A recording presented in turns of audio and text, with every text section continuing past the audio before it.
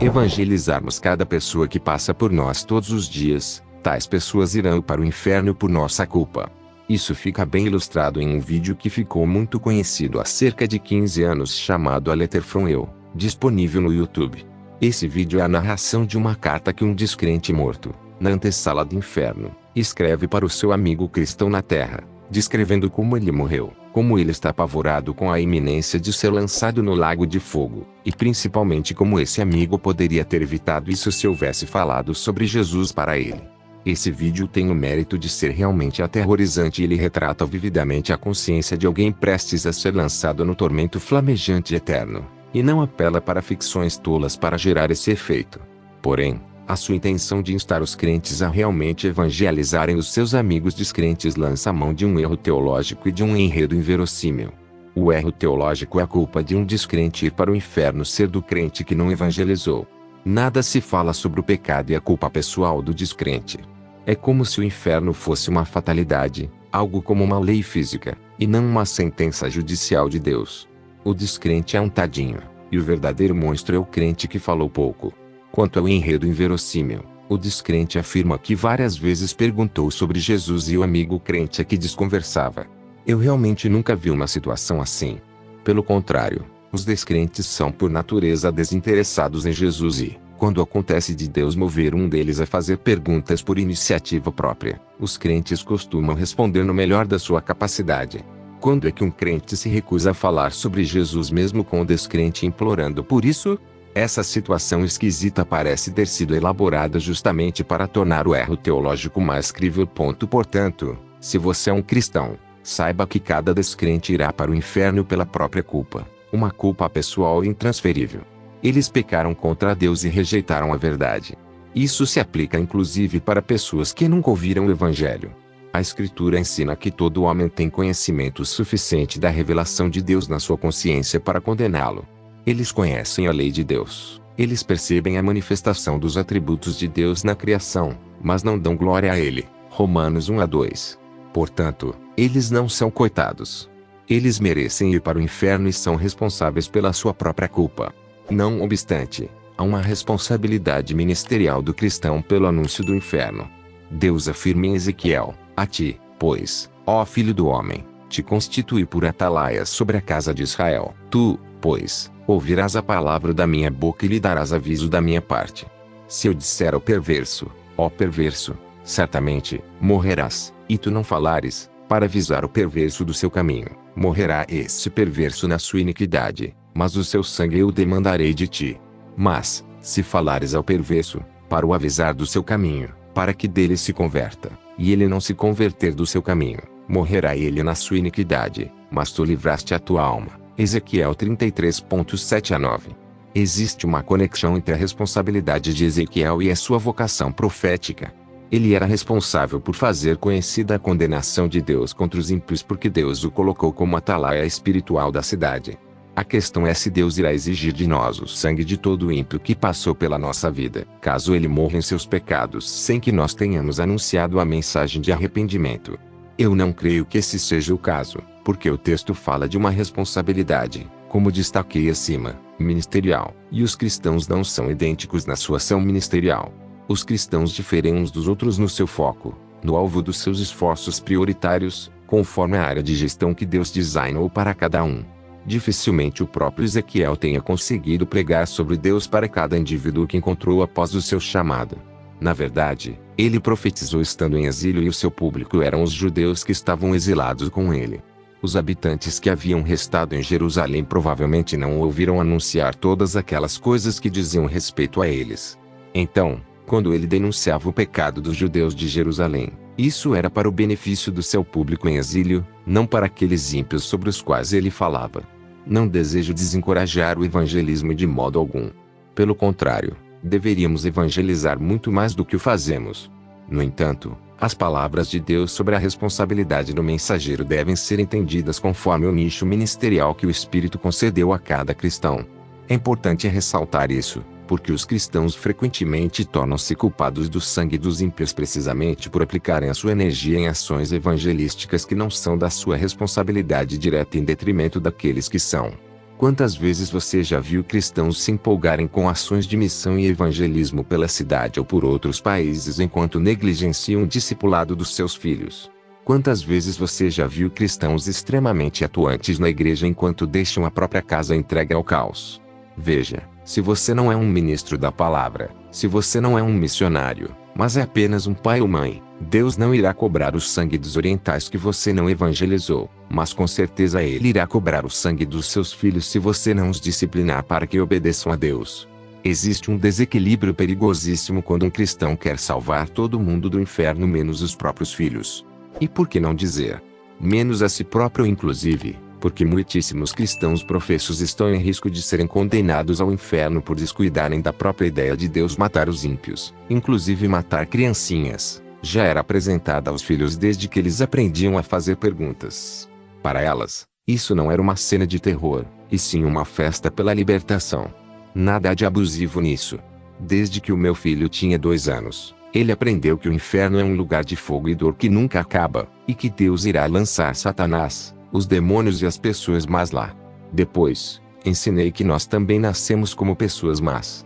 Pergunto então, a gente vai para o inferno quando morrer? Não.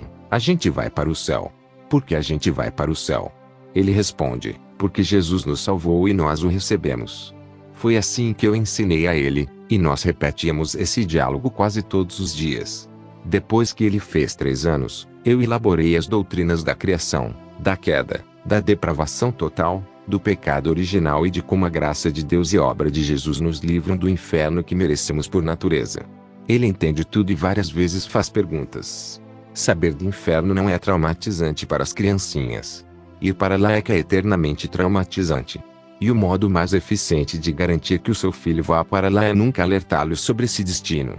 Não há nada de errado em atemorizar o seu filho com o inferno quando ele se mostrar resolutamente desobediente. Esse aviso poderá salvar a vida dele. E mesmo se ele permanecer revoltado e depois escrever sobre como os pais cristãos são abusivos, você saberá que foi fiel diante de Deus e que o seu filho abandonou a fé por culpa dele mesmo. Não obstante, é desnecessário ser pessimista nesse sentido. O inferno é uma doutrina libertadora para as crianças quando explicado no contexto da justiça e da graça de Deus, assim como a comemoração do genocídio dos primogênitos egípcios era para as crianças israelitas. O que há de tão pavoroso no inferno quando as crianças aprendem que Jesus as amou desde antes da fundação do mundo e as libertou dessa ira? No facilmente escolher alguma notícia trágica do mundo, um bombardeio, um desabamento, qualquer coisa, e dizer você sofrerá um destino muito pior nas mãos de Deus se não se arrependerem dos seus pecados. Em vez disso, eles apenas oram por misericórdia, porque qualquer outra coisa seria insensível com a situação. Lembre-se de como Pedro e Judas reservam um espaço significativo das suas cartas para descrever o destino infernal dos falsos mestres. Quantos pastores declaram abertamente e com frequência que os hereges disfarçados de cristãos católicos, mórmons, espíritas, testemunhas de Jeová e propagadores da antinomia e da incredulidade sempre irão arder no magma de Deus? Para quantos desses pastores não tentam de algum modo afastar Deus do inferno? Mesmo quando eles mencionam o inferno, eles trazem suas próprias atenuações insanas como a reprovação passiva, o infralapsarianismo e o desagrado de Deus com o sofrimento que ele mesmo decidiu causar. Você pode chamar isso de divergência teológica, mas eu chamo de um espírito covarde associado a uma tremenda incapacidade de raciocínio lógico. Neste livro, eu argumentei, com toda a tranquilidade, que Deus concebeu os eleitos e os réprobos como 2 grupos distintos, que ele concebeu os réprobos como tais, que ele ativamente os endurece com a finalidade de condená-los e torturá-los no inferno para sempre, e que ele realmente gosta disso. O ensino bíblico claro e consistente é esse. Se alguém reclamar, a resposta não é tergiversar sobre como não é bem assim, mas é quem é você para reclamar com Deus? Pode o vaso reclamar contra o oleiro? Pode o machado se levantar contra o lenhador? Romanos 9:20 a 21, Isaías 10:15. Jesus disse claramente que não devemos temer aqueles que só podem matar o corpo, antes devemos temer a Deus, que pode lançar corpo e alma no inferno. Mas os pastores e os seus discípulos não falam sobre o inferno, ou falam bem pouco e com uma voz amansada, porque temem aqueles que nem estão pensando em matar o corpo. Eles têm medo de ouvir broncas indignadas. Eles têm medo de cara feia. Que deprimente. Jesus, pelo contrário, Ameaçou os homens mais respeitáveis, os grandes teólogos, a elite intelectual cristã, os ministros devidamente ordenados, os reverendos doutores dos seminários com o fogo do inferno, cheio de imprecações e ais. Ele falou todas essas coisas no meio de um jantar em que ele estava como convidado. Não apenas ele totalmente quebrou o decoro e fez todo mundo perder o apetite, como também fez isso sozinho, por conta própria, contra o grupo dos homens mais poderosos de Israel, homens que já estavam planejando matá-lo. Jesus chegou a dizer em outro momento que estava ansioso pelo fogo da ira de Deus começar a arder logo. Que pregador maravilhoso foi o nosso Senhor! Que homem maduro, poderoso, forte e destemido! Quando eu tomo esse padrão de pregador e comparo com os pastores do nosso tempo, os quais erguem os olhos lânguidos para os respeitáveis procurando aprovação e que se encolhem diante da indignação de uma senhorinha, como posso ser comedido nas minhas críticas? Eles colocam a si mesmos como os modelos de piedade e sabedoria, e esse é o melhor que eles podem fazer? Esse é o máximo que alguém pode aspirar ser parecido com Jesus? Esses homens que ou se recusam a falar de inferno ou só falam o mínimo possível para poderem dizer que são diferentes daqueles nunca falam são covardes, efeminados. Não digo que são mulherzinhas, porque até as mulheres piedosas da escritura eram mais machos do que esses homens. Mariquinha seria mais apropriado. Estou falando sério. Há um defeito de virilidade real em pastores assim. Eles não são homens com virtudes masculinas. Eles não são machos como Jesus. Eles não têm coragem. Eles não conseguem permanecer impassíveis diante de confrontos sérios. Eles não durariam uma semana lutando sozinhos contra o mundo, e quase todos os grandes homens de Deus na Escritura tiveram de fazer exatamente isso. Eles são obcecados com a aprovação pública, muito mais do que com a aprovação de Deus. Eles só conseguem enxergar a si mesmos através dos olhos dos outros. Eles se alimentam do legado de Martinho Lutero e prestam homenagens a ele o tempo inteiro. Mas onde eles estariam se Lutero fosse como eles? Provavelmente ainda estariam adorando Maria e se curvando diante do Papa. Eles só estão livres para pregar a Escritura com fidelidade porque Lutero mandou todo mundo para o inferno e permaneceu rígido como uma rocha. É por isso que nunca um novo Lutero se levantará no meio deles. Eles se acham os filhos dos reformadores, mas não passam de uma fanbase. Ainda não acabei. Já que hoje em dia há tanto falatório sobre masculinidade bíblica, por que não colocar essas invectivas de Jesus como um parâmetro de masculinidade?